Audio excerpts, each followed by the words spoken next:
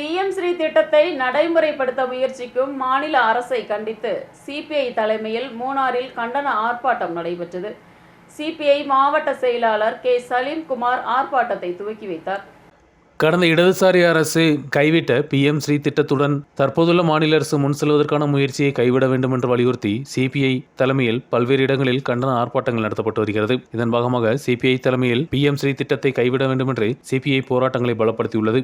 இதன் பாகமாக சிபிஐ தேவிகுளம் மண்டலம் கமிட்டி தலைமையில் மூணாறில் கண்டன ஊர்வலமும் ஆர்ப்பாட்டமும் நடத்தப்பட்டது. சிபிஐ தேவிகுளம் மண்டலம் செயலாளர் அட்வொகேட் சந்திரபால் தலைமை வகித்த போராட்டத்தை சிபிஐ மாவட்ட செயலாளர் கே. சலீம்குமார் துவக்கி வைத்தார்.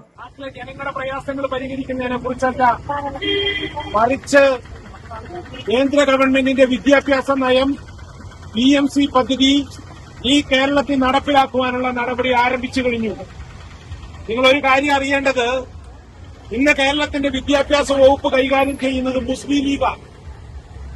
മുസ്ലിം ലീഗിന്റെ നേതാക്കന്മാർ അന്ന് പ്രസംഗിച്ചത്, ഞങ്ങളെ അധികാരത്തിൽ വന്നാൽ PM ശ്രീ അറബിക്കടലിൽ ഷാജി അടക്കമുള്ള ആളുകൾ അന്ന് പ്രസംഗിച്ചു.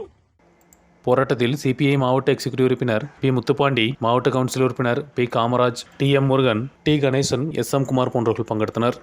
News bureau, Munnar.